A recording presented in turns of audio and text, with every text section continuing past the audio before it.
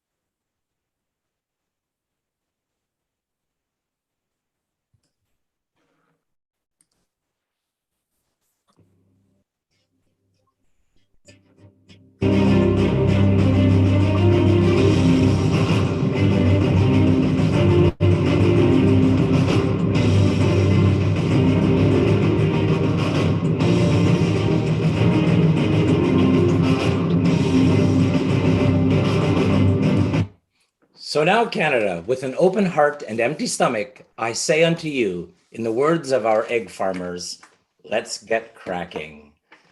Welcome to Farm to Table, a virtual culinary challenge. I'm Tony Garcia, and I'll be your host.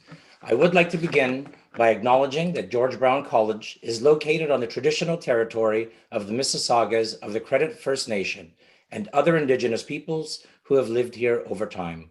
We are grateful to share this land as treaty people who learn, work, and live in the community together. This culinary journey began 2 months ago with 28 student contestants, and today we are down to our final 6.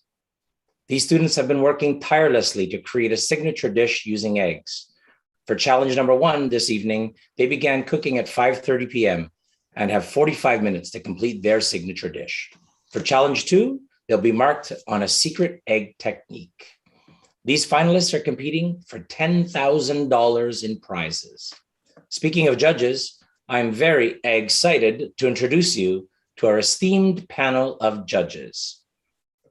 First, Egg Farmers of Canada Chef Ambassador and Saskatoon-based chef and restaurant owner, Chef Dale McKay, joins us. Chef Dale served as a judge for the semifinals and now the final competition. Welcome, Chef Dale. Thanks for having me. Very excited to see what these chefs are cooking tonight. Thank you, Chef. Also, an Egg Farmers of Canada Chef Ambassador and George Brown College alumni, celebrity chef Lynn Crawford is joining us as a judge this evening. Chef Lynn is all too familiar with competitions herself. She's an ardent chef. Need I say more? Welcome, Chef Lynn. Thank you so much, Tony. I am equally as excited as we all are to see these young chef competitors do their best using our favorite ingredient, the perfect egg. Good luck. Thank you, Chef. Next, we have Chef John Higgins, a renowned chef and George Brown College ambassador. Chef Higgins was chef of Buckingham Palace for the Queen. You've surely seen him judging on Chopped. Welcome, Chef Higgins.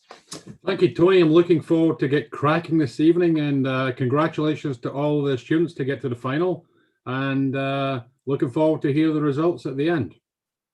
Thank you. Our final judge this evening is Chef Rachel Ajay, esteemed graduate of George Brown's culinary and baking programs. Chef Rachel recently founded the Abibiman Project, promoting African cuisine through pop-ups and her online boutique. Welcome, Chef Rachel. Hi, thank you for having me. This is super exciting, and I'm looking forward to seeing all the competitors. Thank you, Chef. I'd also like to introduce Chef Jennifer Lacan D'Souza, Baking and Pastry Arts Program Coordinator, guest faculty who's overseen the work of our competitors from the beginning. In fact, let's meet our competitors for this evening. Chef Jennifer, over to you. Thank you, Lee. It's so exciting to introduce our 6 finalists today. We're all looking forward to seeing what they come up with. Our first student is Jennifer Vo. Jennifer is making a spiced cotton cake with a mascarpone cream. Jennifer, do you want to say hi? Hi, everyone. My name is Jennifer Vo. I am in the 3rd year of the culinary management degree. I'm really grateful to be competing in this competition. So I'd like to thank everyone for making this possible, and especially Egg Farmers Canada. Thanks, Jennifer. Our next contestant is Hugh Cape, and Hugh is making a Chawanmushi, which is a Japanese-inspired savory custard. Do you want to say hi, Hugh? I think you're on mute, Hugh.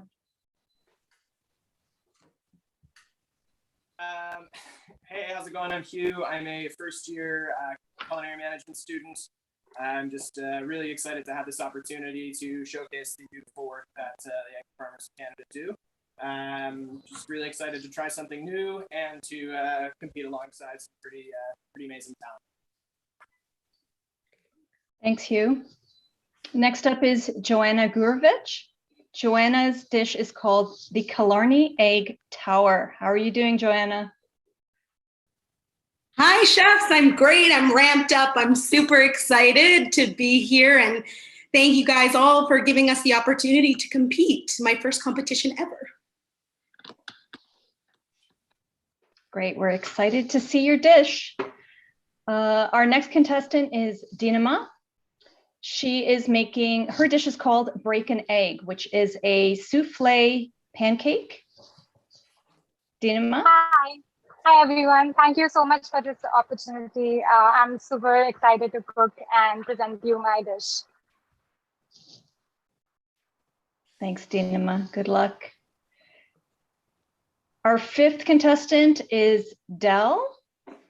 Dell is making, her dish is called Stuffed Egg. It has truffled mushroom puree and toasted brioche. Hi everyone, my name is Dell. I'm currently in the postgraduate Italian program. I was born and raised in Mauritius, so I would just want to say hi to my family watching right now. So yeah.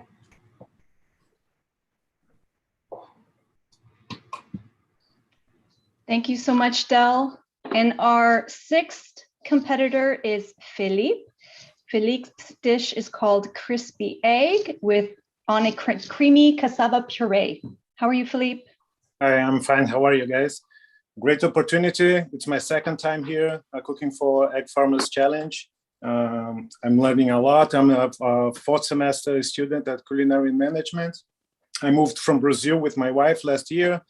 So really excited about this competition. Nice to see you again. Thank you, Philippe. Thank you to all six of our contestants. The competition is well underway and we're looking forward to seeing all of your final dishes. Back to you, Tony. Thank you, Chef Jennifer, and thank you to all your competitors. Good luck today. I'd like to take a moment to thank Egg Farmers of Canada for bringing this competition to life and inspiring the next generation of culinary leaders at George Brown College. Egg Farmers of Canada is a national organization representing more than 1,200 regulated egg farmers in all provinces and the Northwest Territories. Through the competition, students have had the opportunity to learn about egg farming in Canada and the system of supply management that helps provide Canadians with steady access to fresh, local, high-quality eggs year-round. Throughout the competition as well, students have had the chance to learn directly from fifth-generation Canadian egg farmer Ian Laver. Please wave hello, Farmer Ian. Ian will be joining us a bit later. Now, I wanted to kind of go over the challenge format. The challenge will take part in two challenges, actually. Challenge one is the signature dish presentation, which the students are wrapping up right now. Challenge two is the egg cooking technique. The pricing, first place is $5,000. Second place is $3,000. Third place is $1,500. And there's a viewer's choice award, which is a $500 and dinner at the Chef's House restaurant. Now, the Viewer's Choice Award we'll be calling on all of you in the audience to cast your votes. So a little bit later, we're going to be posting that poll up and you have your chance to make a difference and elect your viewer's choice. Now, let's see how our competitors are doing. Chef Stephanie and Marcus, how much time do the competitors have? Competitors, you have exactly 5 minutes and 25 seconds remaining. Thank you so much, Chef. I think we should take a moment to see the final plating here as the students get ready to wrap up in a few minutes, 5 minutes, as Chef just said. Call on some of the judges here, kind of feedback, a lot of experience in competitions here. Chefs, any of you want to kind of let us know and tell us what they're feeling right now, because many of you have been there on both sides and on the other side. For me, competition is all about organization. And, when you make a decision, you have to stick with that decision. And when it comes to plating, I've always found, always give yourself a little bit more time to plate than you think, because, the last thing you want to do is spend all this time on a sauce or something very special for your dish and then it not make the plate. So one thing that I've always learned over time in competitions, when you finish something, put it by the plate. Finish something, put it by the plate. So when it comes time and you have those last few minutes, you make sure you get everything on there and you can breathe, a little bit easier that way. Oh, that's great. That's great. Chef Lynn, what do you think? What are they feeling right now? Well, certainly with the last few minutes in the competition, trying to get everything together and pull it together, I think that you have to really stay focused on the end game, and you don't overthink things, because the moment that you think that, oh, I've done something wrong, it could have been this, you're going to get a little sidetracked. You're best to just say, hey, this is as good as it's going to get. It's my best. And go for it and get everything on the plate. I mean, tasting, absolutely, making sure that everything tastes perfect, the best it can be, but your plating, it's now focus and take the time. Don't rush it, because those marks and presentation can really be all the difference between, first prize or second prize. That's great advice. Chef Higgins, do you think they're nervous, kind of like you may or may not have been cooking for the Queen? Do you think it's the same thing? Tony, I was more nervous when I was dancing with the Queen, never mind cooking for the Queen. But I think the thing is it's the pressure. It's the you may have practiced 3, 4, 5 times, but like we teach the students at George Brown, it's all about mise en place, everything in its place. It's a dance. You have to ensure that A, B, and C equals D, and you start off with the game plan earlier on this evening, and it should finish that way as well. Once you second guess yourself, you start making mistakes, and clean as you go. And taste is like Lynn said, and as I always said, taste is king, even for the Queen. So it's important that it looks good, it tastes good, but the most important thing you feel good about, and what you take away at the end of the evening. If you come first, second, third, fourth, fifth, or sixth, doesn't make any difference. It's about a learning experience, and you can take this to your job, and it's part of something that becomes your repertoire. So you gain experience, and you feel good about yourself as well. Thank you, Chef. Tony. Now, Chef Rachel, tell us what you're hoping to see this evening from these remarkable students that have been at it for a few months now already, perfecting their signature egg dish. I mean, I'm very excited to see the creativity that they put on the plate. Eggs are such a versatile ingredient. There's really no limitations on what you can do with them. So to have 6 different competitors doing 6 very unique dishes, it's exciting to see what the end result will be after working on this for so long.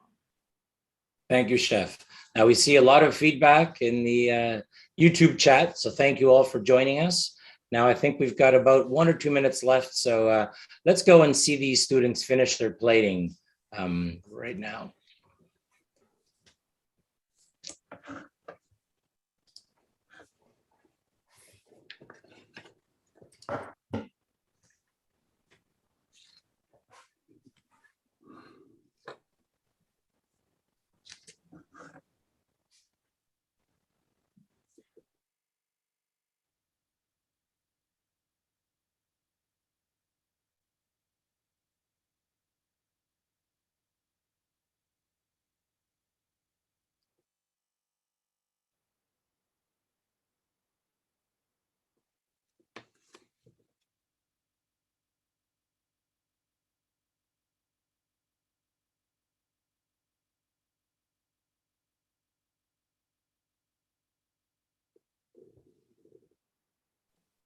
Competitors, 30 seconds remaining.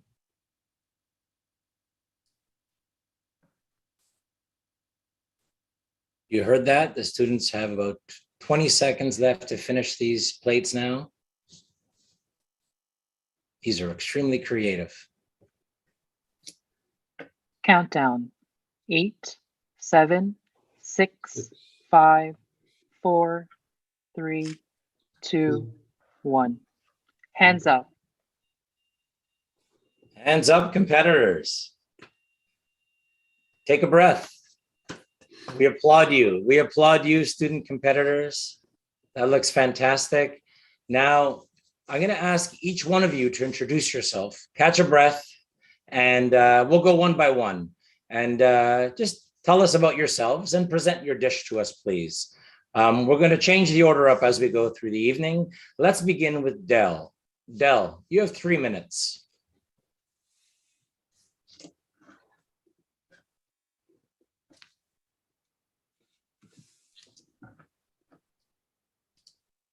Hi, Del. Oh, sorry, I wasn't right. Sorry. So my name is Deb. This dish was inspired by some ingredients I really like. The creaminess of egg yolks, the combination of mushroom and eggs, creating umami, the earthiness and nuttiness of truffles. So it is made up of a soft-boiled egg, but this is not a traditional soft-boiled egg. So half of the egg yolk was extracted using a food-safe syringe. This egg yolk was then emulsified with parsley oil to create a parsley mayo with a consistency of egg yolks. This parsley mayo was then added back to the soft-boiled egg. So at the bottom, we have a truffle mushroom puree made with portobello and cremini mushroom. And some Madeira wine was added to it to enhance its flavor, and some cherry vinegar. And on the side here, we have just a toasted brioche. And we also have like a saffron and Parmigiano foam. And that's my dish. Thank you. Thank you, Del. Let's go to the judges now. Judges, do you have any questions for Del?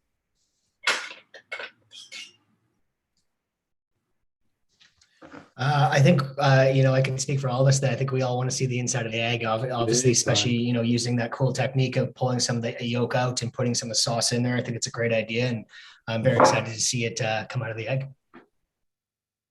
Yeah, so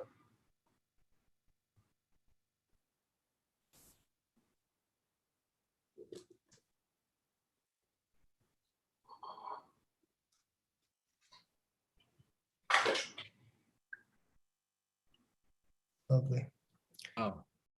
And are those hen of the woods mushrooms, or what mushroom did you choose for your dish? this time I choose hen of the woods mushroom for its bulk when it's cooked. So this dish needed some consistency and bite to it, which it didn't have at the beginning. And this I added from last round. So is that the biggest adjustment that you made from your dish from the third round to the final here is the mushrooms? The second round I used oyster mushroom, but this time I chose hen of the woods mushroom. And I also focused on the taste of the truffle mushroom puree. So I added Madeira wine to enhance its flavor and some cherry vinegar for acidity. And that's why I didn't really add any new elements, but instead I wanted to focus on the taste of the elements present. Lovely, looks great. Thank you. Any other judges? Any questions for Del? Quick question, Tony. How did she make the puree of the sauce? I'm just trying to think of how rich it is. I had to use some sherry type thing, but what's in the sauce? The truffle mushroom puree. So it's a very rich dish, as an expensive as well, which is good. So initially I used a heavy cream in the sauce, but it felt really heavy on the tongue, so I didn't add heavy cream. So yeah. Very nice. Portobello and cremini really roasted to really have its flavor. Yeah. Excellent. So it looks like one of my favorites. Eggs with soldiers, taking a whole different level. Great. Thank you, Del. Thank you very much for your dish and your presentation. We are going to move on to the next contestant. We have Dinama. Dinama, you're up. You have 3 minutes, please, to present your signature dish. Hi, my name is Dinama, and my dish is called break an egg. It's a pun after the famous English idiom break the leg. There's one value which I hold very close to my heart in life, which is service to others. And I decided to wish, so in theater, you wish performers luck by saying break a leg. So I wanted to wish my customers luck with this dessert plate as well as serve them at the same point of time. The star highlight of this dish is the Japanese souffle pancake. It's really light and airy and spongy, and it is so because of the egg whites that go into it. I've made a meringue with egg whites and sugar to give it the sponginess, as well as to complement the pancake and have another texture on the plate. I've made a tiramisu. The tiramisu has egg yolks as the base, which gives it richness, and the mascarpone gives it the creaminess. So these are the two components which basically I wanted to highlight from the egg, the yolk and the white, and that's the pancake with the filling. Coffee is an amazing companion for tiramisu and pancake both. So I decided to uplift both the components by making a syrup. So it's a coffee syrup and it has a dash of Kahlua in it as well. To add another texture on the plate, I made a almond crumble, which is the crunch element on the plate.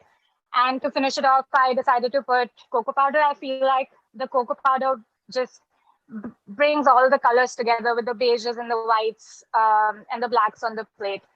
Throughout the competition, my dish has really evolved. I feel like every component I have worked on and changed. And the main thing is the plating. I feel like I've added, earlier it was a home style rustic plating, and now it's more professional, it's more linear, it has some movement, and I can serve it at a really nice restaurant, I feel like.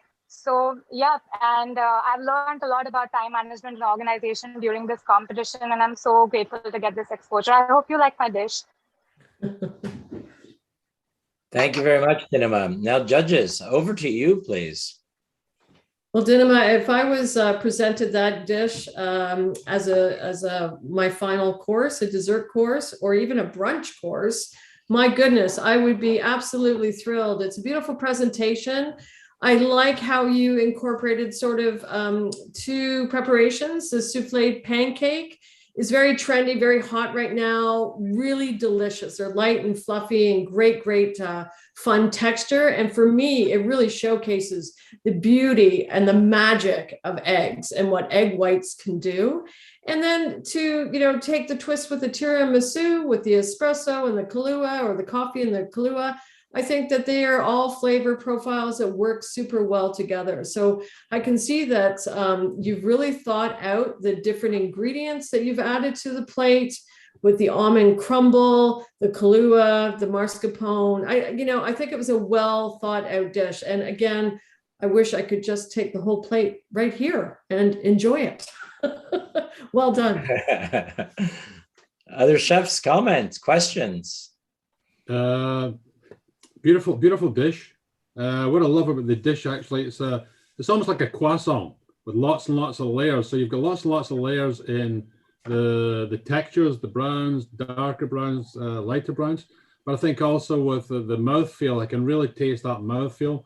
I do love chocolate, and I do like anything that's sweet, but it just looks as is very, very well balanced. And again, the techniques of using a light Japanese souffle, so that really appeals to myself. And again, it's very, very clean. You could serve that anywhere in Toronto, and it's possibly one of the best desserts served in Toronto tonight. So congratulations. Thank you so much. Thank you. Yeah, I think it's the sauce is such a wonderful addition. It's so great to see well, first of all, you presented very well, but it's also really nice to see that you've seen an evolution in your own dish, and you've kind of added and layered those flavors. So well done, and a good use of eggs as well. Thank you. Thank you, Dinema. Thank you very much. Thank you so much. Next contestant, we have Felipe. Felipe, tell us about yourself, show us your dish, and you have 3 minutes. Hello, I'm Felipe. I moved from Brazil last year. I'm a student for the fourth semester at the Culinary Management program. It was a crazy year, like a crazy course. I started remotely from Brazil, and finally we arrived here in Toronto last year. It was a journey. I would like to have to seize the opportunity also to thank all the chefs and teachers and professors. Since I only have 3 weeks more at school, I would like to thank everybody, faculty, staff, George Brown in general. It was a tremendous journey. About my dish, well, the egg is the beginning, so it's nutritious, it's complete, it's versatile. And every time I think about an egg, I think about a nest. So my whole concept about this dish is nesting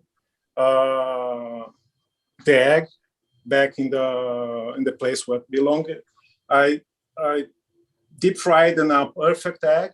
I removed the shell, off, and I rebuilt this shell with the crispy from bread crumbs and the bacon crumbs as well. At the bottom, playing the nest is it's a mix of mushrooms, enoki, porcini, cremini, and oyster, and some shiitake as well. On top of the mushroom mix, cassava puree with Fontal Trentino cheese, cheese that I found at Speducci, the place I've been working for. And I think it's a great addition to the cassava puree because it's a very traditional dish in Brazil, very traditional ingredient, indigenous ingredient. So I decided to bring this ingredient to my dish as well. And it's also playing, if you look from the top, it's like the cassava puree is playing the egg yolk, egg white, and the actual crispy egg is playing the egg yolk. And as garnishing, I made a bacon compote. Listen to all the advices that my first plating was with a huge slice of bacon that was covering the egg. So I'm highlighting my star, my egg in my dish. So I hope you like. I don't know if I can move this camera just a little bit over top view.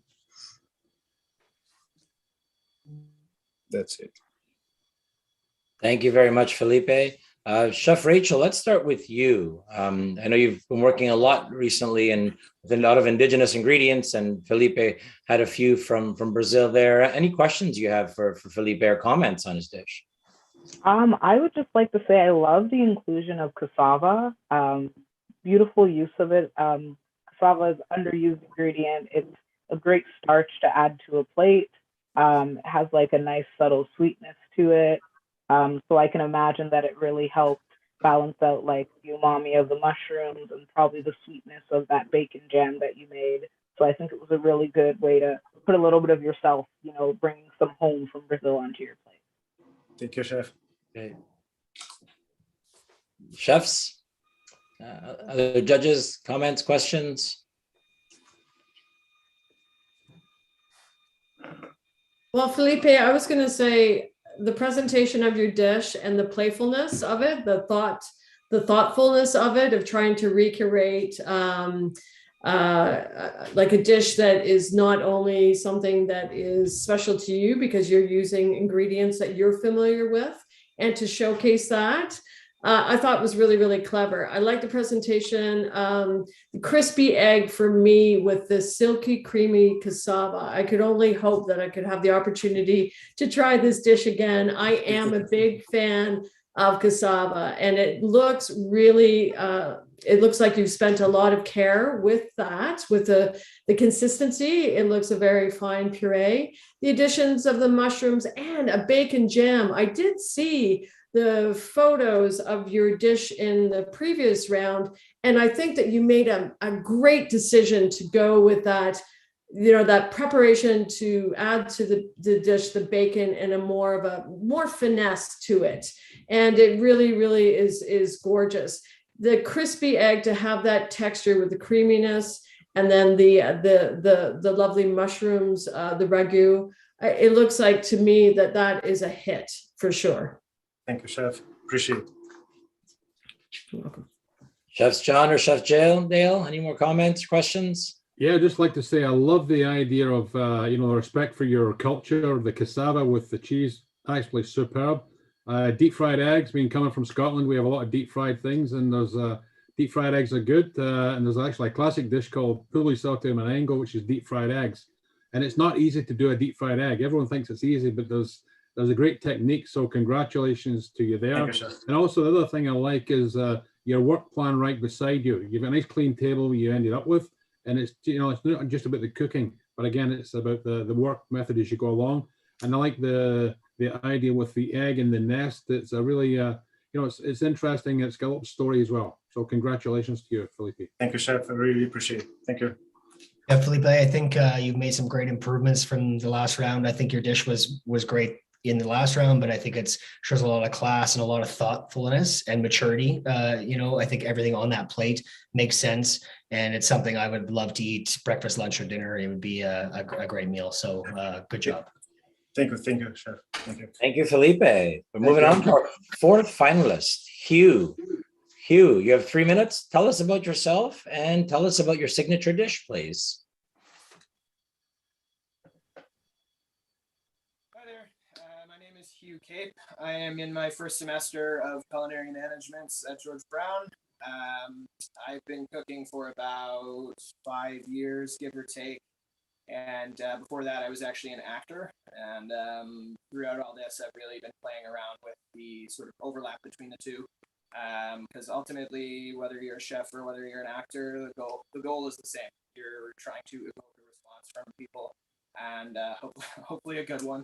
And yeah, and also in addition to that, the steps along the way in a kitchen are very much like choreographing a piece on stage, especially in such a confined space that my kitchen is. Like my kitchen, it's very important to have everything that take this sort of plotted out. For my dish, I decided to do something I've never done before.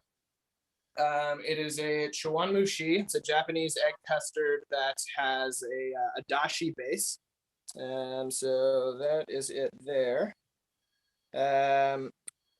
On top of it, so actually with the thing in the middle, the egg in the middle, I actually took one of the eggshells, hollowed it out, and then I put minced chicken in because chicken is a traditional ingredient in Chawanmushi. I just decided to do it a little bit differently and put the chicken back from whence it came. So it's underneath that foam there, and the foam is a wasabi and lemon foam, egg white foam. And on top of that, we have some BC trout roe. They were a little more clustered together, but the foam kind of started to slide away on me. In addition, I have a poached shrimp and then some sauteed shiitake mushrooms there. I did have a bit of a crunch factor. I did some pan-fried lotus root, but it is sitting right next to me, not on my dish. So I just forgot that one, but yeah, that is my dish. Thank you. Judges, Chef Higgins, we'll start with you. Hugh, could you just take a spoon of your custard so we can see what this custard looks like to give us a sort of visual effect? Certainly. Thank you very, very much. Okay, so it's nice and smooth. Excellent. Mm-hmm. Yeah, that's healthy. Trust me, that's yummy, yummy, yummy. There's nothing worse when you get eggs that are overcooked out things. So you've done a very good job there.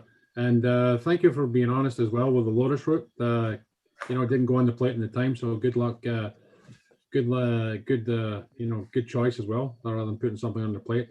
How many times did you practice? I'm very interested in the Japanese custard because it's not always an easy thing to do. No, it's not. As it turns out, it's not. Yeah, I practiced a number of times. Probably, I made the dish start to finish probably over the last week 8 times, I would say. Not as much as I would have liked, but I originally was baking it, which my head chef at work immediately steered me away from. She said bamboo steamer or nothing. So the steamer it worked a lot better. I had to do a few tweaks here and there to get the consistency that I wanted. Great choice, and it's nice to see the evolution of the dish from start to finish. So congratulations. Thank you very much, Chef. Thank you. Chef Lynn, any comments or questions? Hi, Hugh. Well done. You know, that dish for a competition, wow, that's a tough one. You know, you're really setting yourself up for either big success or, what happened? But it's successful. It looks great. The consistency looks like spot on.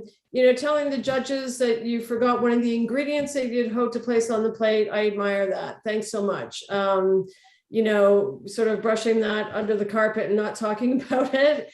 You know, it's better to be honest. Food and cooking is about honesty and beauty. And a dish that you created is so sophisticated in the balance and the execution of all of the ingredients. And it again it is one that really showcases the beauty of what eggs can do. It looked great. Well done. Thank you very much, Chef. Yeah, I think you did. Go ahead. Yeah, sorry. I think he got some really great advice, by steaming it this time around. I think it's a lot more of a gentle kind of cook, and you're going to get a better custard that way, which quite clearly it was a beautiful custard. Was the foam the same as the last time? Was it wasabi foam? Is that correct? It was, yes, the wasabi lemon foam. Nice. And then, so can you explain the egg a little bit more? So did you say what type of chicken? You have chicken inside of an actual egg, and that's sitting in there, and then you have the foam on top. Is that right? Yes, so traditionally the chicken would be just lightly coated in sake and then baked in and steamed in the custard. But what I did, just for a little bit of a more wow factor, just took the eggshell, I minced some chicken and did the sake with a few other salt, pepper, and some other spices, and I let it cook in the shell. And yeah, so it seemed to work pretty well. I was happy with the outcome. So essentially, you cooked the mince separately, added it into the shell, and then kind of heated, or did you actually put the mince in, steam the whole thing? No, sorry, I didn't explain that properly. It was cooking while it was all. I put it all in the steamer at once, and so it was cooking at the same time as the custard. That's great. Do you mind? Can we see inside of that? Can we see inside of the chicken? I've just never done that before, so I'd love to see it. So, okay. Nice. A little tricky getting it out of there, but yeah. yeah. All right. So if you were to sit down and eat it, you would pick the shell up and eat that kind of as a separate little kind of thing, and then eat it with the custard. Yeah, it's kind of like a dipping. So you just take little forkfuls of the chicken, dip it in the custard, get some shiitake on there, and then there are two extra shrimp underneath as well that were kind of holding it in place, that were steamed with the custard. Nice. It's great to see your dish evolve. I thought it was a really classy, great dish in the last round, and I think you really made it into a real, I'm sure it will become one of your kind of signature dishes in the future. Thank you so much, Chef. Really appreciate it. Good job. Chef Rachel, anything to add or any questions for Hugh? I mean, it's a very ambitious dish. It's exciting to see that you're, using all these Japanese flavors and ingredients to create something so unique. That idea of, cooking the chicken and the eggshell is something I haven't thought of. So that's really cool that you decided to utilize that. Just, having the inclusion of the wasabi foam, the shiitakes, it seems like a really nice, balanced, well-flavored dish. So congrats. Thank you very much, Chef. Much appreciated. Thank you, Chef. Thank you, Hugh. Next, we have Jennifer. Jennifer, you have 3 minutes. Tell us about yourself and tell us about your dish. Hi, everyone. My name is Jennifer. Today, I created a dish that's based off of autumn. So I used autumn type flavors. Starting off, I baked a spiced cotton cake. It's a cross between something similar of a Japanese cheesecake and a sponge cake. It's leavened with egg whites and emulsified with egg yolks. On top, you'll see a torched meringue. I added this for a light, fluffy texture, a little bit of sweetness, and some gold for some visual. I have some mascarpone creme. I thought the creaminess of this would pair really nicely with the cake. I have an orange fluid in here. Sorry, let me just show you. I have an orange fluid because orange goes really well with cinnamon, cloves, and cardamom, which are both in the chai caramel here and the cake. I made a chai caramel. The spices kind of leveled out the sweetness, so I thought it'd be really nice as well. And then I have little bits of cake ripped up here so that you could see the nice fluffy texture. And to add a little crunch, I made a crumble, and it's streusel based. And that's my dish. Thank you very much, Jennifer. Let's go to the judges and let's see any questions or comments from the judges. I like that there's a lot happening on the plate. I can see that you thought out how the flavors would interact with one another by having like the chai with the orange, even like the lightness of having the sweet torched meringue there.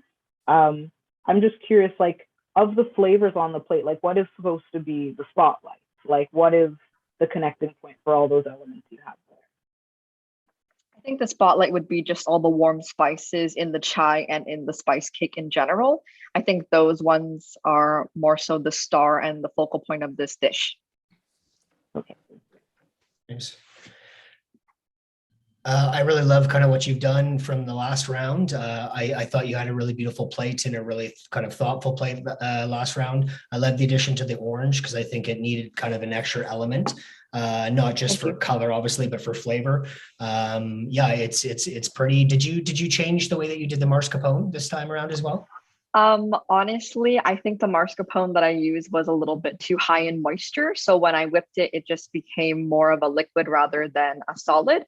Last time I was able to quenelle it, and this time I wasn't. So that's why it looks like that. Okay, so it wasn't a choice; it was more or a texture kind of choice. It was Yeah. just you rolled with the punches, which is exactly what you got to do in competition. And I'm not saying it's better or worse. I just thought I'd ask. Thank So you. good job. I think it's a lovely plate. Thank you. Chef Lynn. Hey, Jennifer, well done. Congrats. It looks awesome. So tell me again, Jennifer, the meringue, you've got the egg whites, and where else did you use the eggs actually in your cake? I used 6 eggs in this cake total. So 5 egg whites were used for leavening. I whipped it and made a meringue out of that. And then I had heated up some oil, swelled the flour to make the starch granules absorb. And then I tempered in egg yolks into that mixture, and then tempered the egg yolk mixture into the meringue to make a leavened cake, similar to a sponge cake. Nice, nice. You know, for me, when you're working on presentation of desserts, I think meringue is really a surefire way to really dazzle and wow your guests. I like how you've torched it. It's a certain simplicity to the pattern of the meringue. It looks great. You know, you can have lots of fun with meringue, let me tell you, and that you could like the peaks and make a little bit more presentation just for maybe the next time. But I like how you sort of restrain with the simplicity and the real finesse to the dish. You know, I think that it looks very well balanced with flavor profiles. And it's a nice portion. So, you know, let's just pass it over and grab you a fork. Thank you. Chef Higgins, any questions? Sure. Jennifer, is the cake, is it just smooth in the center? Is it just smooth or completely smooth all the way through? Yes. Okay. I think a lot of things have been said already, but I want to say one thing here is the presentation is so clean. It's very inviting with different shapes and sizes and the flavors, and I can smell the aroma coming through the screen here. Thank you. And I would just love to have a big spoonful. But I want to compliment you and the presentation of the kitchen there. Look how clean it is, as if nothing has ever been done there in about 5 years. This is a brand new kitchen. Thank you. And I mean, I don't know if you're a baking and pastry art student, but I can tell you, it's that excites me just as much as the presentation of the cake. It's all about keeping it clean, and it's just you know, and the same with the dishes. You know, it doesn't look played with. It's very much of it's spontaneous. It just fell from the clouds and landed in the plate. And I love the different combinations you've got. And I think as Chef Dale says, the orange really nestles the whole thing and brings it together. And you have that sort of you know, it's the orange is sweet type thing, but at the same time you have a citrus element there as well. So congratulations. Thank you so much. Thank you, Chef. Thank you, Jennifer. We're on to our 6th and final competitor, Joanna. Joanna, you're up and you have 3 minutes. Hi, chefs. I am so excited to be here today. I love eggs. They're my favorite food in the whole world. I probably eat about 6 a day. This dish is called the Culinary egg dish. It was inspired by a childhood memory where I went camping with my family. There was a 40-foot cliff jump that I was coaxed and peer pressured into jumping, though I'm totally afraid of heights. And into the water, I screamed, "I love eggs," at the top of my lungs until I hit the icy water. So that's just the inspiration of here. It was a little more tower-like in the first round, but still kind of the way that it's built upwards. I've used eggs 5 ways in my dish. And I've also tried to achieve 5 different flavor profiles so that it's balanced and well-rounded. So here on the bottom, the base is my lobster cakes. There's the sweetness, crunch, and that decadence. I fried the lobster cakes in butter to really pull out that decadence even further. I've also used eggs in this Gurvich sauce that I made. So there's a quenelle of Gurvich right here that gives us a nice punch of acidity and sourness. My poached egg, my hollandaise sauce, both give that mouthfeel richness and again, that same decadence you get from the lobster. And then I've just done the 5th way is just like a very small microplane of egg yolk that you can sort of see around just for a little added umami and richness. And then I just garnished with a touch of micro mustard greens just for spice and bitterness. Just about me, I'm a 30-year-old. I was laid off during the pandemic. It wound up being the greatest blessing in disguise. With all my extra free time, I just started cooking and didn't stop. And something that was always a hobby turned into a passion and something that wound up kind of being what I want to do with my life. You know, my grandparents were Holocaust survivors and they immigrated to Canada. And my grandmother, no matter how hard her day was, she would gather her whole community, like 10, 15 people around a table after 16-hour shifts, make a family meal. And not saying she was a bad cook, but Ashkenazi food is not necessarily anything to write home about, a lot of boiled and blanched stuff. And my mom loved that family gathering thing, but wanted to kind of up the ante on the food. So she started traveling and took bits and pieces and was able to really create these incredible flavors that her friends could sit around and enjoy. So this, you know, my career is inspired by her, and just a shout out to my mom. This one's for her. So, and just quickly, thank you so much to the school and judges for letting us compete, and my competitors who have not made it easy on me. So thank you. Thank you, Joanna. Judges, I'll leave it to you. Questions, comments? Jennifer, I'll go first, if you don't mind. Sorry, Joanna, I'll go first. The lobster cake, what did you put in the lobster cake? What's binding them together? Is it breadcrumbs, or is it potato? Yeah. Rice or? So I've used eggs 2 ways. So I have a whole egg in there, plus some Kewpie mayonnaise, plus some breadcrumbs, salt and pepper, and then a little bit of lemon juice and tarragon as well. Could you just cut one open for us, please? Absolutely, yeah. Another thing is you're going to cut it open. I'd just like to say I love your enthusiasm, the way things just roll, and there's a great sense of passion. And you know, if you're not passionate about your food, I'll let you cut it open first. So please and thank you. Yeah, there's few. Okay, so open's nice. It's nice and soft. It's not too hard. You can see the lobster there. Great. Okay, wonderful. Another thing I like is you put the little simple thing for me make a big difference. You've used the mustard greens there to give it some flavor, because sometimes when people put mustard greens or little green things on the plate, I call it camouflage. It's just to deter away from the true dish. So I can see the flavor profile. I'll try that again. The flavor profile, and also with the Gurvich sauce, I think is great as well. With it's got a bit of tartness in it as well, which will cut through the lobster and the eggs, and you really make it a wholesome dish. So congratulations, thank you very much. Yeah. Chef Lynn, any questions or comments? Listen, Joanna, that is one fantastic looking dish. That's when, you know, you're very ambitious and you're very passionate. I love that you really went out for the egg farmers and showcased eggs 5 different ways. Good for you. Hollandaise, you know, a lovely poached egg, and then the Gurvich. I mean, the Gurvich is a classic accompaniment, a great sauce, and it's one of my favorites. So I know those flavors well. It would pair well nicely with the lobster cake. You know what? You're on a beautiful journey. You're going to take all that passion and enthusiasm and you're going to go really, really super far. I know that. So it's a beautiful looking dish, great presentation, really well done. Flavor profiles put together. It's definitely that you could put this dish definitely on your menu and call it your signature dish with great pride. Good for you. Thank you, Chef. Chef Dale, anything from you? Yeah, I think I said this last round, I could listen to you talk about food all day long or just talk in general. You've got such a good energy and so passionate. So that's something that's going to, credit you for years to come, especially in this industry. If you can be upbeat like that and passionate. I think it's a very thoughtful dish in the sense of like, it's a rustic, it's a beautiful dish, but at the same time, it's a rustic, it's comfort food. It's something that you want to eat over and over again.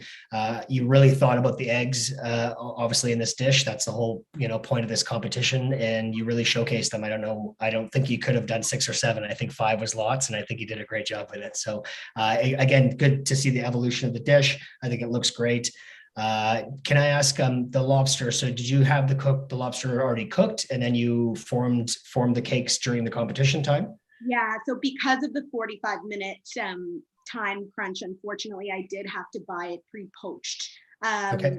So yes, I bound the cakes and then I fried them and then finished them in the oven. Okay, great. Thank you very much. Chef Rachel, something to add on Joanna's dish or any questions from you? I mean, I'd just like to congratulate her on a job well done. Doing eggs 5 ways, you're really showing your passion for the ingredient. And, you did a good job at making sure that every unique use of the egg had its, different place. Like you weren't repeating what the egg was doing. Each egg was used in a different way that added something to the dish. So I really like that you put your passion on the plate, gave us, like an invitation into your home, your spirit, and I really liked that. Thank you, Chef. Thank you. Thank you, Chef. Thank you, Joanna. And that concludes Challenge 1. Competitors, please tidy up your stations and prepare for Challenge 2. You've got about 5 minutes to reset. And let me tell you about Challenge 2, competitors. Your single egg technique will be an over easy egg. While the competitors reset their stations, let's watch a short video on the journey to the finals.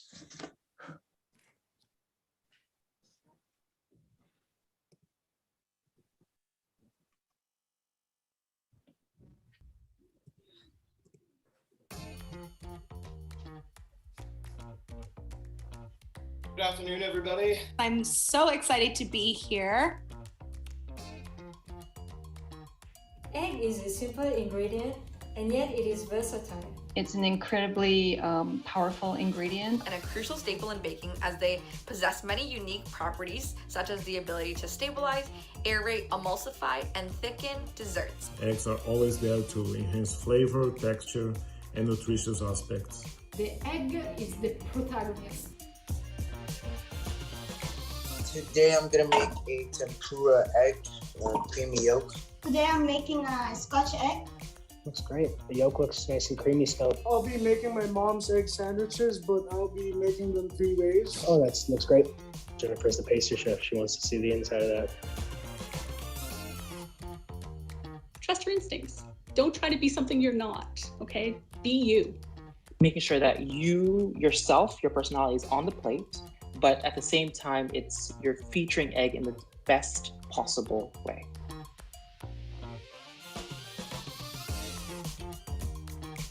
I'm really excited to see what creative dishes the students have came up with today. Eggs are obviously one of my favorite ingredients. You're being based on a criteria of 100 points, 25 for creativity, 25 for plate design, 25 for balance of dish, and 25 for visual appeal. The studio is amazing. One needs to know. Let's see the big pour. You have 45 minutes to create your egg-inspired dish. Your timer starts now. Here we have the rebuilt nest. Underneath is the mushroom mix with shiitake, enoki, portobello, porcini, and the white button. On top, you can see the cassava puree. And on top, the crispy egg. There we go. That's what you're looking for. Yeah, it's a very pretty dish. I think it came out exactly how you described it. So congratulations, that looks good. This is the Japanese souffle pancake. It's airy. There's tiramisu inside. It's full of the cream.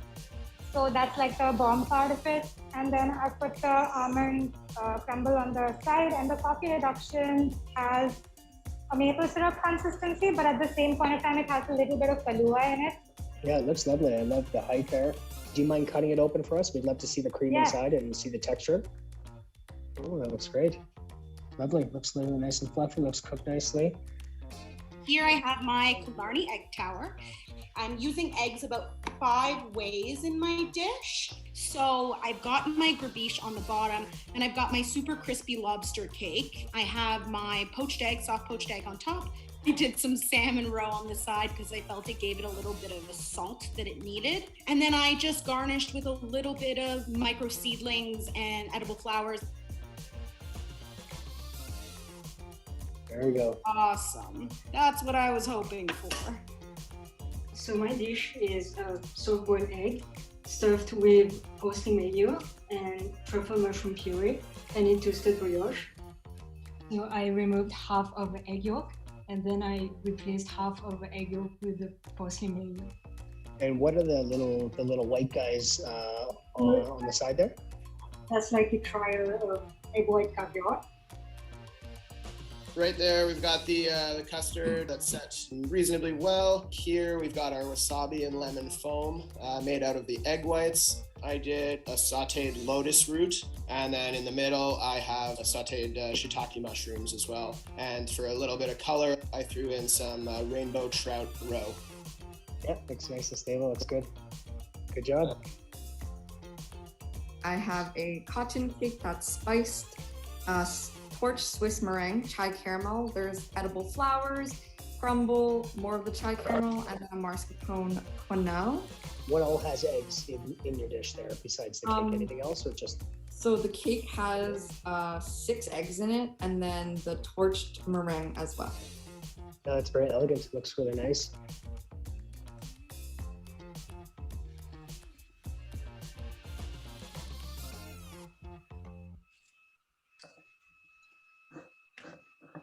Wow.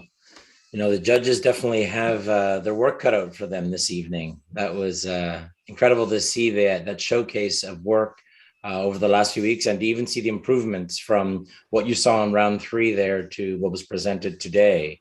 Now, I'd like to invite each judge actually to share their thoughts on the competition so far. Chef Lynn, let's begin with you.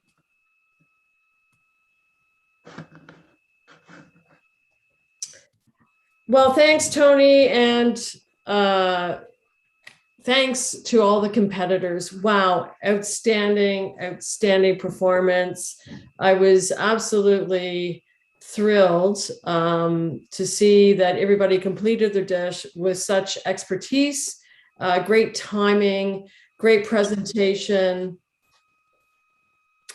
and I'm very, very happy to say that the judges are going to have a very difficult time in scoring these, but you should all be extremely proud in honoring our egg farmers of Canada. And, you're attending one of the premier culinary schools, as you know. Many thanks to everybody at George Brown College for all you're doing to, give us the talented chefs that are greatly in need in our industry, and that have so much passion and integrity and heart and spirit. So looking forward to seeing who's going to take home the big prize. Thank you, Chef. Chef Higgins, what did you think of what you saw so far? A wonderful display of eggs. I think what I was very impressed with is that, the students have gone through different programs, be it a pastry program or a culinary program. They've gained that expertise to expedite some wonderful dishes. They're all very, very creative. They're all I've never seen any of them before, which is great. So definitely the use of techniques, the balance of flavors, the design of the plate, definitely the creativity for the eggs, which is, it's it's going to be a tough sell at the end with the judges trying to figure out first, second, third, fourth, etc. Till the sixth position. But I think it's given us something to think about. And kudos to each and every one of the students. They finished on time. The plates are very, very clean looking. And you could take any one of those plates and serve it, whether it's a fancy hotel or a bistro in GTA or across the country from east to west, and be very proud of what you're serving, because it's just, you know, I'm sure the learning has been that from day one to today, you must be very proud of yourself. So I say kudos to you, and keep on trucking along. And hopefully on that truck, there's lots of eggs. And as I say, get cracking. So just a wonderful, wonderful display of food. And I wish I could try everything. That's the only thing with, you know, doing competition like this, you don't get to try the food. And I love food, needless to say. And hopefully we get to try them eventually. So kudos to you, each and every one of you. We'll have to make that happen soon, Chef. Very much so. Chef Rachel. Yeah, Chef Rachel, would love your remarks.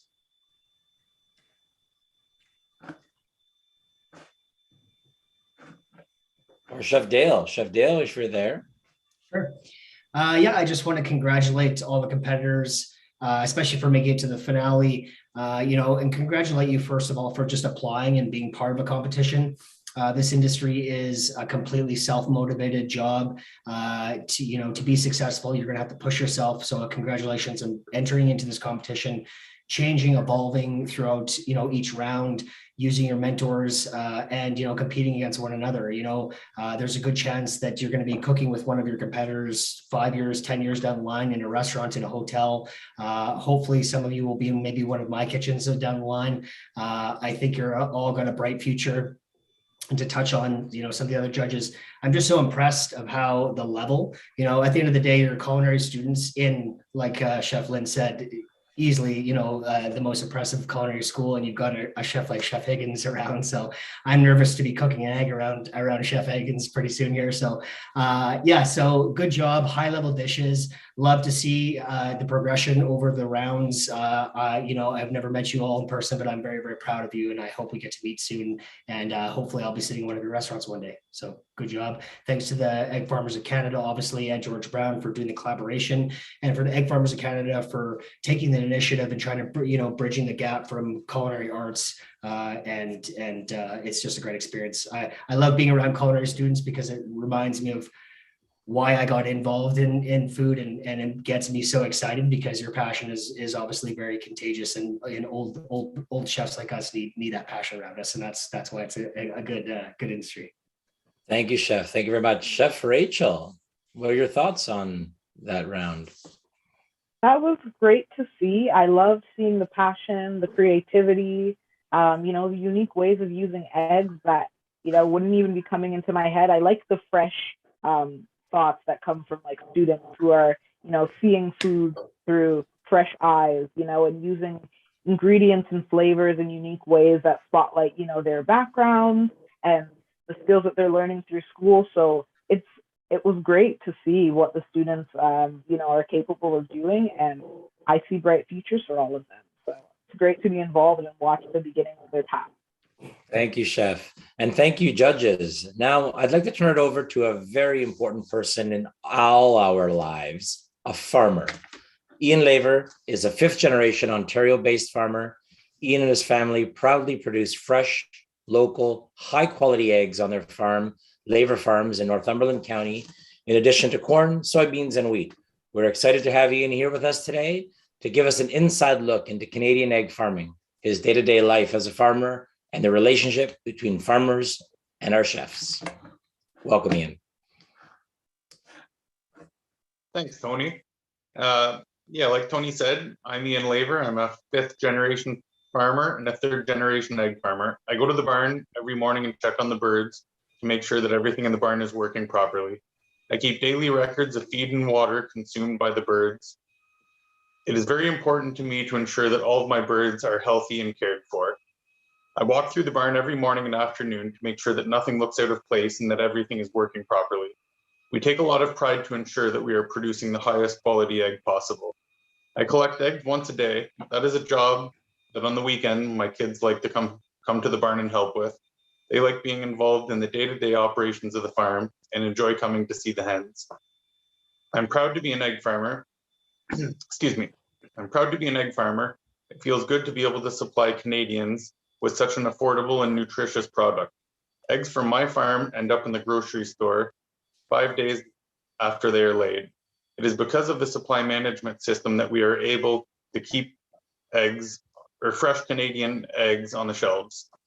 I really value the relationship that we have formed with chefs across Canada as they are featuring eggs in such innovative dishes like the ones we have seen here today. It's been a lot of fun watching the competitors and their dishes progress throughout the competition, and I'm certainly not envious of the judges. I would not want to have to make the decision that they have to make tonight. Thank you. Thank you, Ian. Thank you very much for all that you do to put food on all of our tables.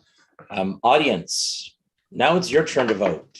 We're about to put a link out on the chat. You can click on that link and you can assign all of your points and your votes to the audience favorite, your choice. So it'll be pinned, so you'll be able to find it easier on the chat. Now it's time for challenge 2. The student competitors will each perform an egg technique. It is the over easy egg. And like Chef Dale mentioned a few minutes ago, he's actually going to demonstrate the over easy egg. So Chef Dale, if you're there and you're ready, let's get cooking. All right, so the pressure's on. Today we're going to be doing an over easy egg. It sounds like it's an easy thing to do, but realistically, I would say the over easy egg is one of the more difficult things to do besides maybe doing a proper French kind of omelet. It's a test that I've been in lots of kitchens in my past, specifically with Danielle Ballud. When we would have young cooks or cooks coming into the kitchen as a stage, we would often give them a bunch of eggs, give them a pan, and get them to cook us an omelet. So it was always a good test of of knowing how to kind of react when it comes to heat and all that kind of stuff. So I'm going to try to do a perfect over easy egg without messing it up. So as you can kind of see, I've got my pan on here. The heat is quite low. It's low to the point where I can even keep my hand over top of it without really kind of burning myself. I've had it on for a couple minutes. As you can see, I've got a little bit of oil in there. I don't have a ton of oil, but enough to make sure I'm lubricating the pan nicely. Got one of my amazing eggs here. Give it a nice crack. Don't be scared. And then you want to basically put it down gently, put it in there. I like to grab my spatula and kind of move around the whites a little bit so you can kind of get that nice kind of shape that you're looking for. The biggest thing with an over easy egg or again, doing an omelet or a French omelet like that is you're not looking to get any color. And that's why we're doing it on a really low temperature. And we're looking just to kind of set the whites here. And that's why we're keeping it on a low temperature, using that oil to kind of get around, as you can kind of see there. We have our nice kind of shape there. So all I'm really doing is kind of setting the whites. I'm going to give it a second. Obviously, we've got a little bit of the whites on the top by the yolk here. Now is a perfect time to get that seasoning on the yolk, a little bit on the white. As much as I love a crispy fried egg, which has become very, very popular in restaurants, putting on top of salads, that kind of stuff, there really is something really special about having a perfect kind of over easy egg, nice and gentle with, I think Chef Higgins talked about toast soldiers earlier. That's one of my favorite things to do is sit there with toast soldiers and crack into the yolk. So I'm going to move this around, making sure it's not sticking around. Pressure's on. Pressure's on.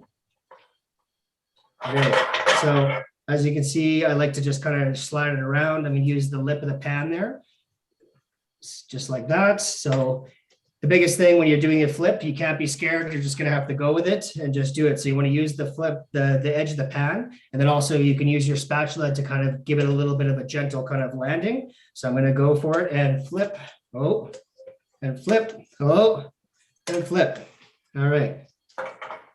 So when it comes to this side of it, realistically, I could turn it right off because all we're really looking to do is essentially finish the whites, seal the whites on the bottom, and making sure that yolk isn't going to get overcooked. So I'm just going to finish it like that. As you can see, I got no color on the top there. And then I'm going to slide it right off onto my plate. And then you've got your over easy egg. And then I'm going to cut into it here and show the fact that we have a nice warm yolk, but totally, raw in there in the sense it's nice and creamy. Whites are nice and gentle.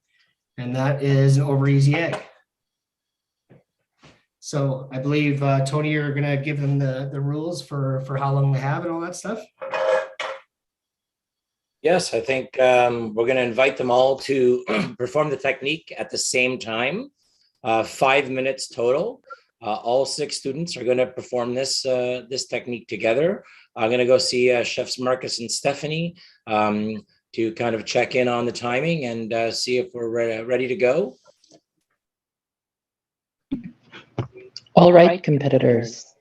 Your 5-minute timer starts now.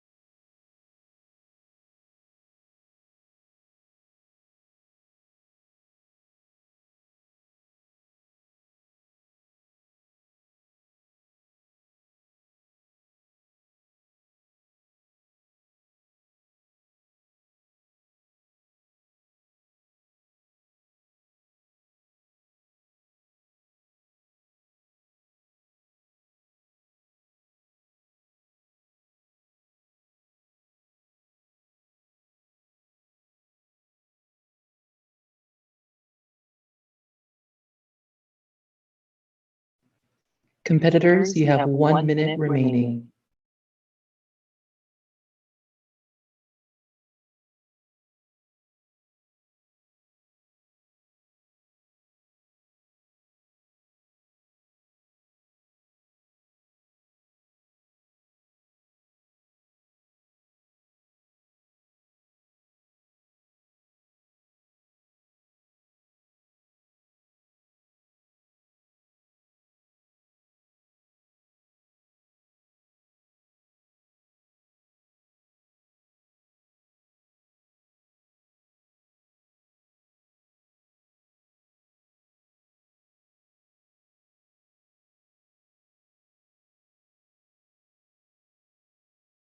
Ten seconds.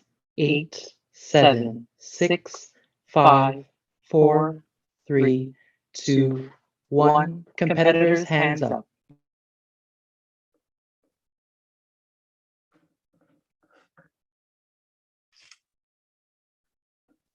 Thank you, competitors. Wow, that was exciting to watch. Chef Dale, did you want to call out on the students to kind of show the results, or did you? Sure. Yeah, okay, great. Is there an order? Here, I'm just going to put it in gallery so I can see the competitors. All right. Chef Hugh, Chef Hugh, do you, oh, sorry. Chef Hugh, do you want to go ahead?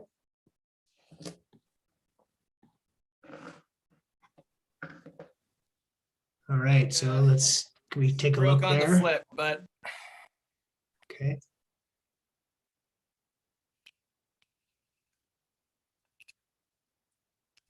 So did it broke on the flip or when you were taking it out of the pan?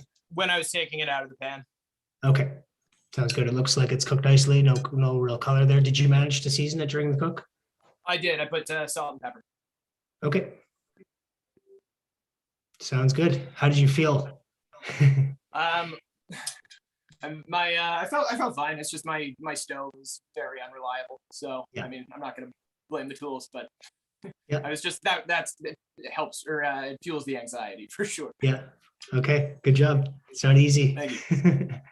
I didn't do my best either. Okay. Let me see.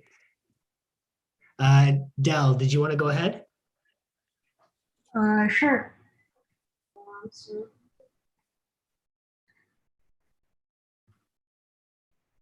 Looks great. Can you just lift it up for us there? Nice. Nice and creamy. And how did it go for you, Del? That was like the most stressful. Good. Yeah, it's a difficult one because you have to be very delicate with it, but at the same time, you got to do that flip. That's where the big thing happens on the flip or getting out of the pan. Yep. All right. Okay, good job. Yeah.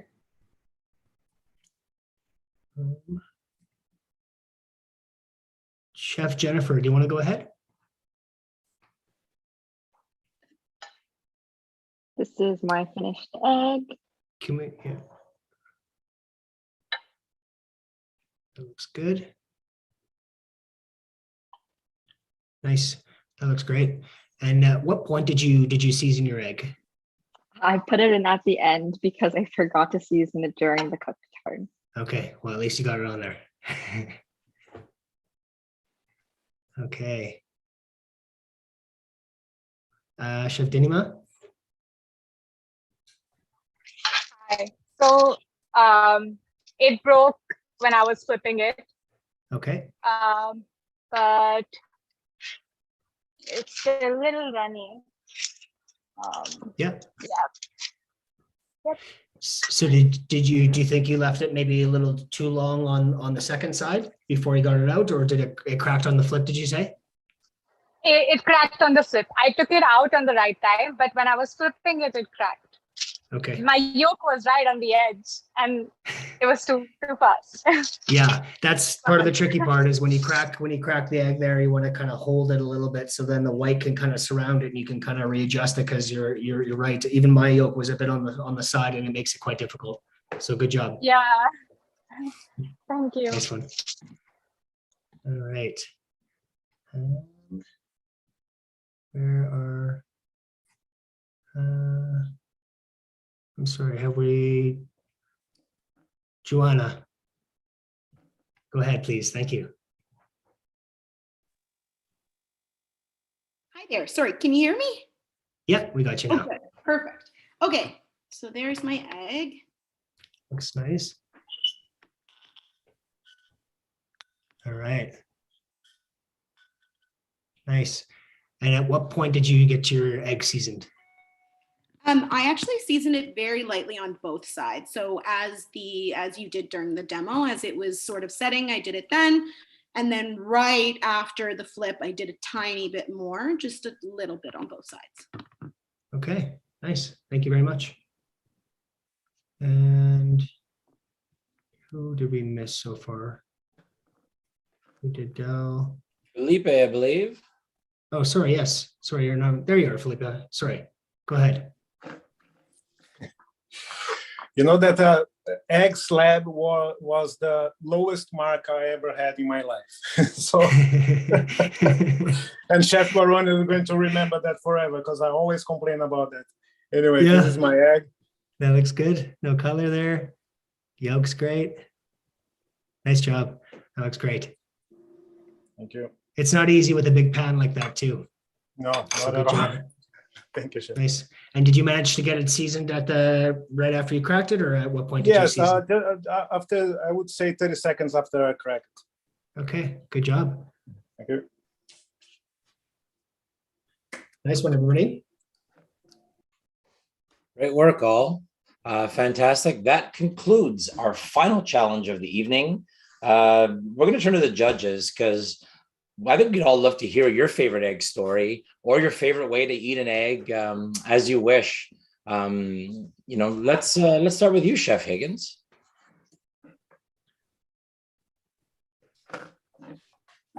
That's me. Yeah, I'm here. Anyway, I've always had a great enjoyment for eating eggs. And I remember as a kid, my mother, anytime you were sick or something else, we always get eggs. And I always remember she made the most wonderful. My mother was a terrible cook, absolutely one of the worst cooks in the whole world. That's why I got into the chef school eventually when I left school. But she made the most wonderful, creamy, luscious, tasty, seasoned scrambled eggs in the world. And I really enjoyed that with toast. And then eventually my favorite go-to snack food when there's not too much in the fridge is eggs. And I make little soldiers and I just dip them and I'm in heaven.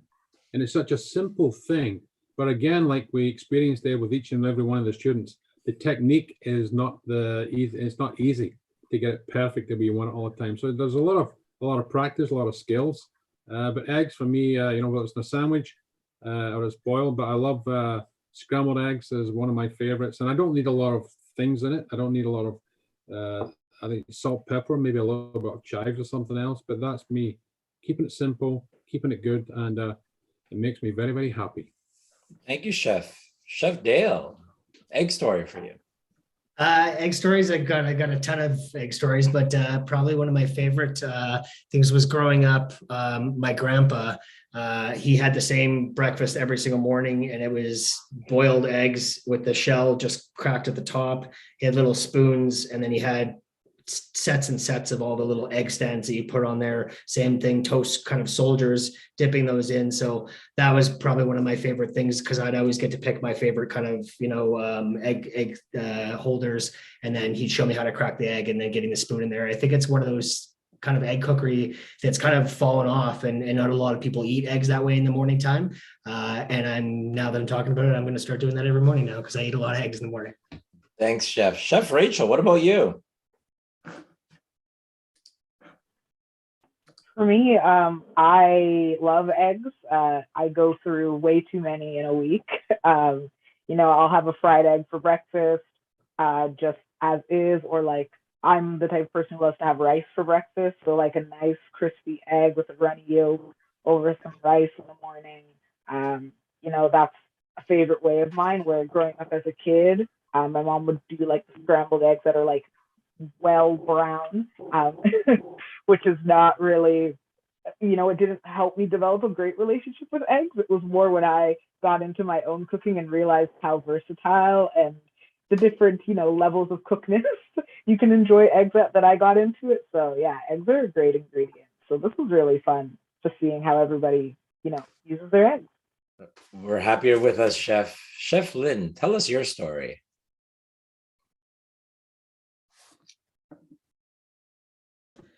I've probably cooked more eggs in my lifetime than I could even begin to count. They are a really amazing ingredients. And I think that a lot of people take eggs for granted. They're a staple in Canadians' homes from coast to coast. Every chef every cook, every family relies on that ingredient to really make the day complete. And it's the egg farmers of Canada that are driven each and every day to give us this fresh, high quality ingredient that we're just so honored to have in our lives.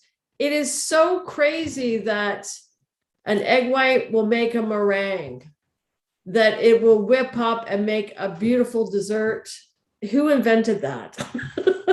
There's something magical about it. I've got so many fond memories, having worked at the Four Seasons Hotels and Resorts for 24 years. I've had my share of being on the line and cooking eggs. And when the breakfast rush is on, and you've got room service orders and the dining room is full, that to flip an egg over easy as quickly as you all did and did it perfectly, you are on to a magical path. Keep on cooking. Egg cookery is the most difficult. It's simple, but it's most difficult. And you all did an exceptional job of it today. I've got great stories. Maybe I should write a book, an egg inspired book about all the memories. John and Dale and Rachel, we've all got our stories of how many eggs we've cooked and who's been the recipient of those wonderful preparations. But hey, listen, you guys have big memories tonight. And I hope that will be your story one day that you can share with many. Thank you, Chef. So we've heard from chefs now. I'm really curious. An egg farmer. Does an egg farmer have a favorite egg dish? I mean, there are a lot of egg stories, I'm sure. So Ian, if you're with us, we'd love to hear from you. Sure. Well, I might have done all right in the fried egg competition. My oldest son has 3 eggs every morning. I have to cook them before he goes to school. So that one I might have done okay at. My favorite egg story. Oh gosh, I've got so many. I think one of my favorite dishes, an appetizer, if I'm going to a potluck or something, I'll bring deviled eggs, but I'll pick out some of the double yolked eggs from the barn and bring double yolked deviled eggs as my dish. And I do some with some horseradish in them, some with some curry powder. So I do some different double yolk or deviled eggs. Fantastic. We can't wait to try those. We'll have to come up with the students to the farm. Judges, it's time for us to send you off to a secret room for final adjudication. So while you're gone, we're going to talk to some of our friends who have been part of the competition since the beginning. And also, I want to remind our viewers to go into the viewer's choice and click. We're over 200 votes already. One of the prizes is a gift card to the Chef's House restaurant. So maybe one of you will be the lucky +1 for your winner. Now, while the judges deliberate, let's turn to Chef Jennifer and Farmer Ian to speak about their experience. They've been with the students since the beginning, and let's talk about what they saw from round 3 of the competition. Chef Jennifer, we'll start with you. The way these six finalists have really elevated their dishes and really taken to heart some of the feedback that we gave them in the third round is really, really impressive to see. Every single one of you should be extremely proud of what you've accomplished. We are all so proud of you to see how you've grown throughout this competition. The 28 was pretty hard to come up with six finalists because they were all pretty fantastic. And I don't know about you, Ian, but I'm really glad I'm not judging this round. Yeah, I would echo that, Jennifer. I'm glad I'm not judging this round as well. I've really enjoyed being a part of this experience and going through the competition. And it's been a lot of fun to see the dishes and the chefs evolve. Yeah, how they've all tweaked a little bit from the semifinals, some different flavor profiles that they've added. And just visually, they've tweaked the way that their plates have looked. It's been a lot of fun to watch and be a part of. Now, this it's also great to see. Go ahead, Sorry, Chef. Tony. No, go ahead. I was just going to say it's so great to see the variety as well. I think we could put together an entire menu with just these six dishes. We have everything from a starter to a final dessert, and the variety is incredible. Yeah, what was unique, I think, about this competition was that it wasn't a, hey, do your egg. It was kind of, there was an element of mentorship that was involved in helping these students. So how did that work? I know we had Chef Marcus and Chef Stephanie that kind of worked with them in terms of the flavor, but how do you think that mentorship has changed the students' dishes from round 3 to round 4 especially? I think that Chef Marcus and Chef Stephanie really helped with coaching them in giving them confidence to be themselves, giving them the language and the tools that they need to really bring what they imagine their dish to be to fruition. I don't know, like, I feel like the dishes really represent each of you, and it is what you had imagined to be. And then the mentorship is there to really kind of help you fulfill that dream of what you have in your head and get it on the plate. And I think we've seen that in your evolution, how your coaching has really kind of helped you kind of elevate from round 3 into round 4. Ian, I know you as a farmer take great pride in your products and the work you do. How does an experience like watching these incredible competitors kind of do some very unique things, how does that make you feel? What do you see in that? No, it makes me proud to see all the different ways, like the enthusiasm and how excited all the chefs were with this competition. I feel like I really have to up my egg cooking game after seeing all the different dishes that have been made. I feel like a lot of mine are pretty boring now after this. I'm sure we have 6 competitors. I'll be very happy to share recipes with you. So now that the pressure is off, I think we all want to hear from our competitors. Competitors, I'm going to go one by one because I want to hear about what you thought of the competition and what you learned throughout this competition. So let's start with Del. Del, tell us about your competition, your perspective, and what you've learned. I think it was a really interesting competition because of a virtual component. The judges couldn't taste it.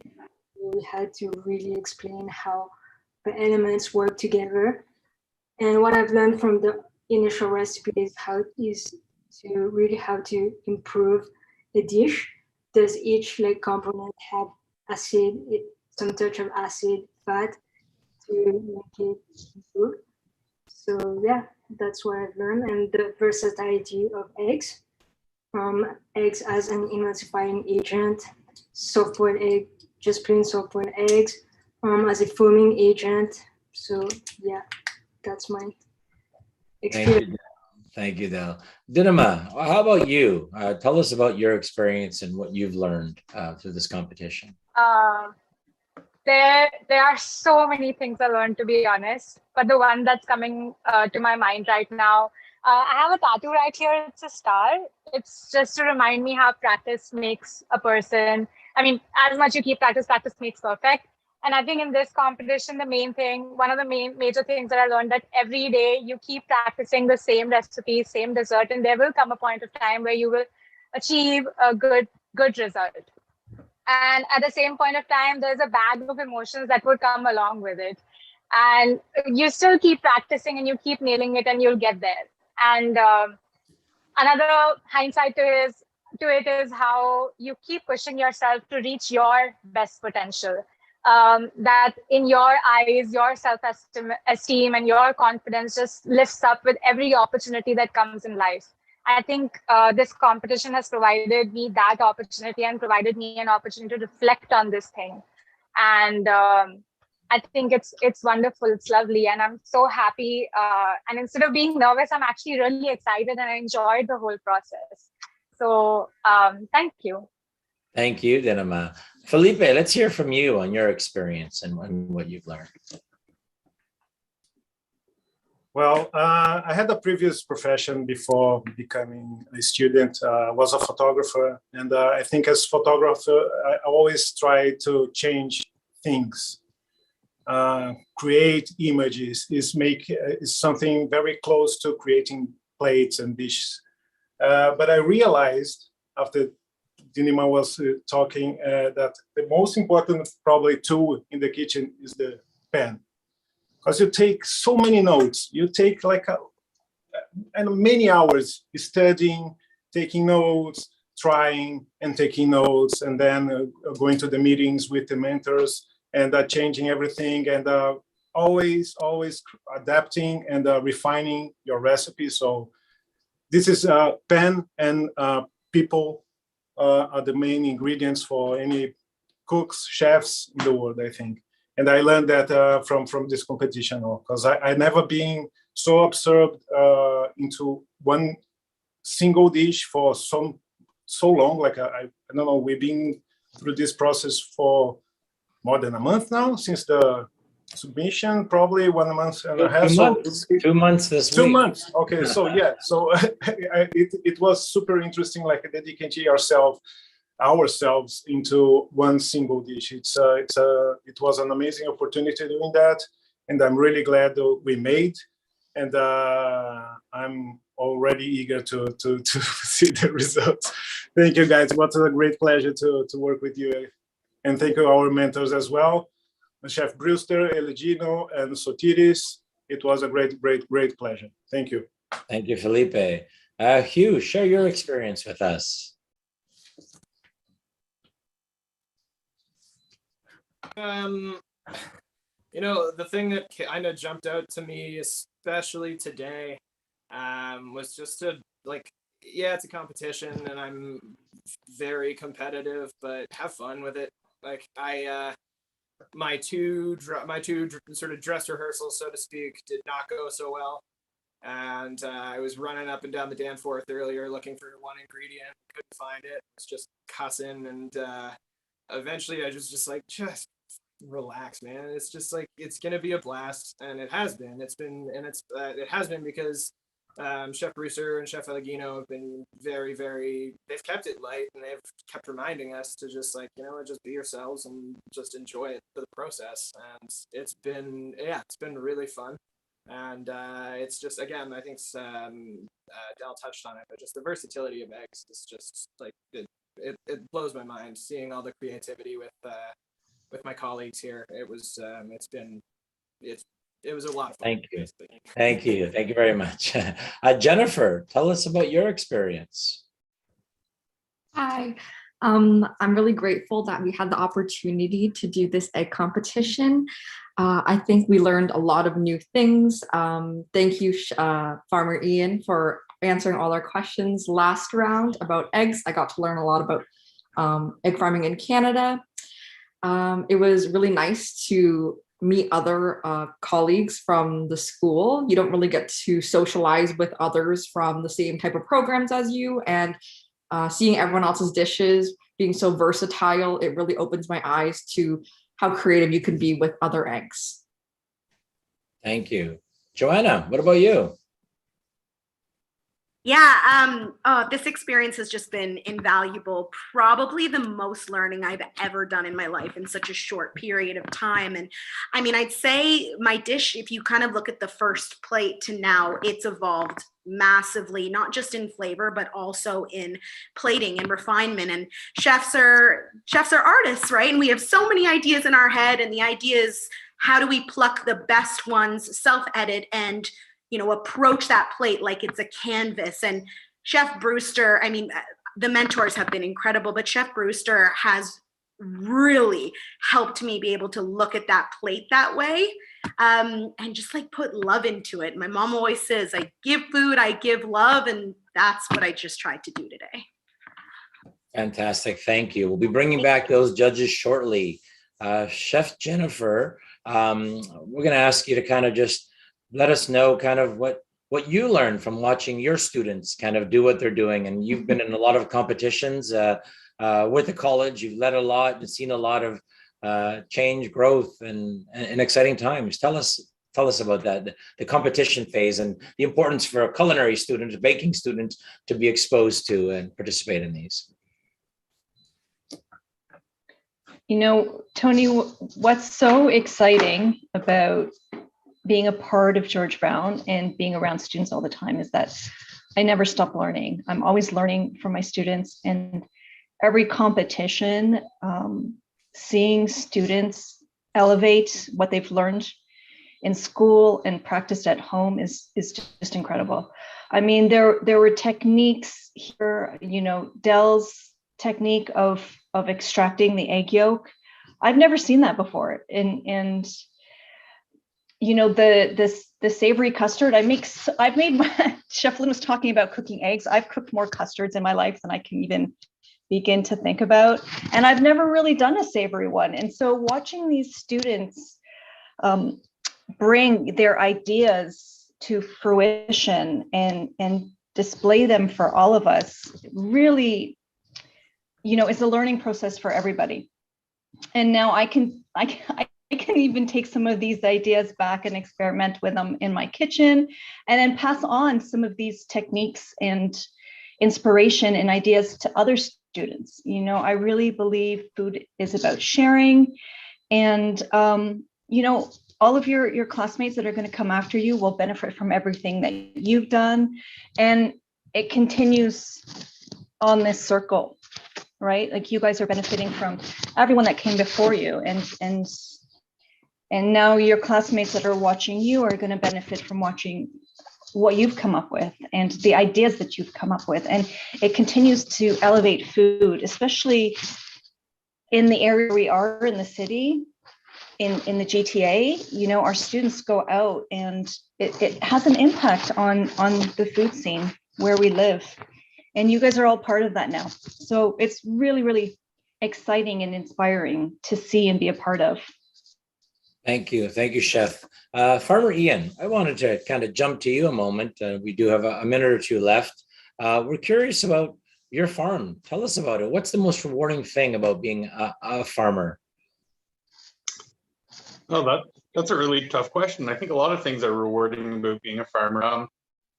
So I guess it's just the lifestyle of being able to raise your kids on the farm and have them grow up being on the farm and help in the barn and help with just regular farm chores that we have going on, and being able to produce like a high quality food like eggs and provide that to local consumers in the area, other people in the province, in the country. That's rewarding, knowing that we can do that. Thank you, Ian.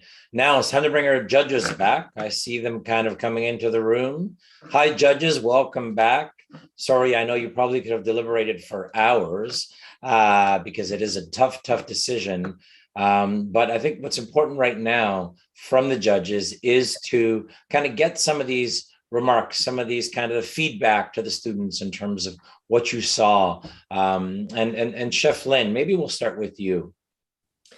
Well, first of all, I want to congratulate all the students for their exceptional work tonight. Amazing work. You guys, it's it's a wonderful journey. I said this before that you're about to embark on, and you've started it. You're at George Brown College, and I want to thank all the students for participating, and to George Brown for inviting me to come back and take part in this great competition. It's you're on the very beginnings of an amazing career. I'm so very, very blessed and lucky that I've had as many wonderful opportunities, and that I've met so many incredibly talented, passionate chefs along the way.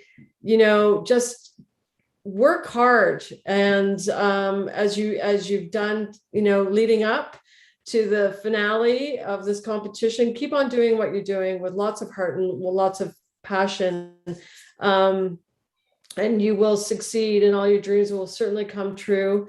The recipes that you chose tonight were outstanding, truly. I mean, we all deliberated and said that each and every single one of these dishes, we as chefs running our own restaurants would be very, very proud to have included on the menu. I mean, that's what it's all about, isn't it? It's about giving our guests the most memorable dish that we can cook, and you all did that today. So well done, congratulations. Yeah,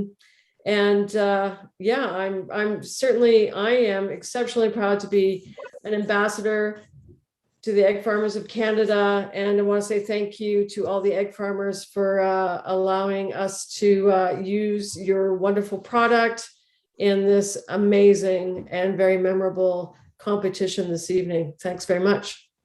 Thank you very much, Chef. Chef Higgins, some closing remarks from you.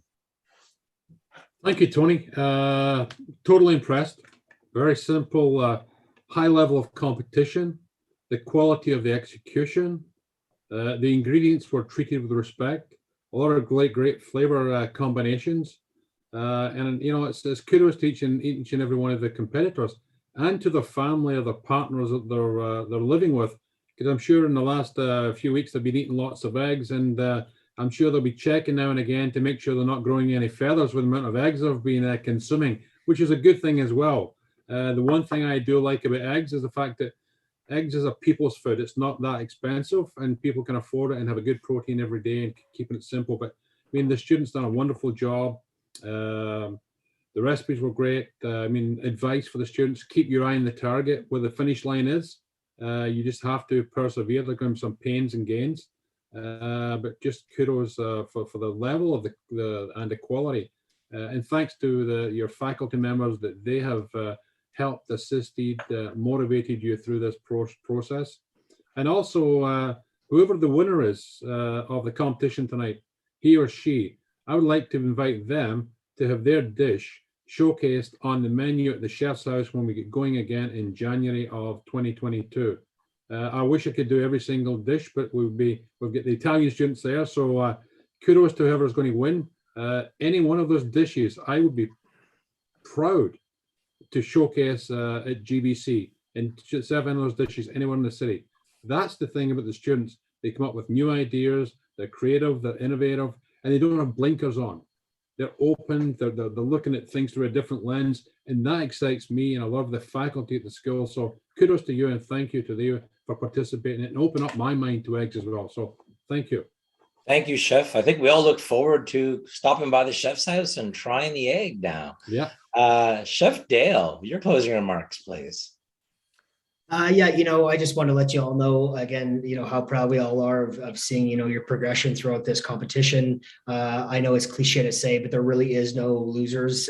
You know, in the group of 60 here, you all put out amazing dishes. Judging wasn't easy. There was pretty slim margins between the first and the sixth place. So this is just all positive. And I think the one thing I've always loved about competition is, whether you win, you lose, when you go to bed tonight, you're probably going to be thinking about what you could have fixed, or what you could have changed, or how you could have set up your station a little bit better. And that's what that's really all about, is getting better, putting yourself in these situations, these uncomfortable situations, and seeing how you react, because that's what it's really all about, is reacting and doing that. So my word of advice for any culinary student, leaving such a great school is just cook. Worry about cooking. If you get offered a sous chef job the first 2 years you're out of school, turn it down. Just be on a station. Just worry about cooking. This is a marathon. This isn't about speed and getting to the top and becoming a head chef. It's about technique. You got to think about yourself like an athlete. It's about practice, practice, practice. You know, learning how to do that egg, learning how to make that souffle. It really is a long career, and so please take your time. You know, this is one of those things. In 20 years from now, you want to know that you took all the time to learn the technique, to learn all about food before you made those big steps of running a kitchen and worrying about all the rest of the stuff that comes in when you graduate into a head chef. And that's, so just worry about food, think about passion. And I want to thank, obviously, the Egg Farmers of Canada and George Brown for allowing me to be part of this, because again, this keeps me young and passionate. I'm going to go into the restaurant tomorrow and I'm going to cook some eggs and think about some dishes tonight when I go to bed. So thank you very much. Thank you, Chef. Chef Rachel, some closing remarks from you, please. Yes, I'd like to say congratulations again to all the competitors. You guys did an amazing job. I love how you took the humble and simple egg and showed what can be done, under pressure with creativity. You all had different approaches on how to, evolve it and, celebrate all the magic that eggs have. So that's really amazing to see. It seems like you all have a lot of passion and, there's bright futures ahead for you with what you can do just based on what you guys created today with these eggs. So thank you so much for having me. Thank you, Egg Farmers of Canada, for, giving these young chefs access to such great ingredients. And yeah, I look forward to seeing what you guys do in your career path. Thank you, Chef. Now, I'd like to go on to the viewer's choice winner. We'll go from there. I must say, thank you to our viewers who broke the internet. We had 920 votes for the Audience Choice Award. Pretty fantastic, actually. And the Audience Choice Award winner gets $500 as well as a $100 gift card to the Chef's House restaurant. And that winner today is Dell. Dell, you're the Audience Choice Award. So congratulations to you. Now, the moment we've been waiting for. The courageous student competitors, our judges, our farmers, our mentors, and our supportive audience around the world. Tonight's third place winner, $1,500, is Joanna. Congratulations, Joanna. Third place, it's great. Tonight's second place winner, $3,000, Felipe, that's you. Congratulations, Felipe. And the $5,000 grand prize, Dinama. Congratulations, Dinama. $5,000. You're all winners. Thank you so much to all of you. You did a fantastic job. We also have a special gift from some of our chef friends around the world, personalized by Massimo Bottura, Enrique Olvera, Corey Lee, Alain Ducasse, all personalized. Congratulations to all 6 of you who participated in the finals today. That was a fantastic competition. It's been really exciting. And then while you all start planning tomorrow morning's egg breakfast, I really want to thank all of you that made this possible. Farmer Ian, our judges, the esteemed Chef Lynn Crawford, Chef Del Mackey, Chef John Higgins, Chef Rachel Ajay, George Brown College faculty, Chefs Jennifer, Jason, Stephanie, Marcus, all the wonderful people behind the scenes, the Egg Farmers of Canada, our fantastic students, and all of you who tuned in to make this a very special evening. Congratulations to everyone. Everyone's a winner.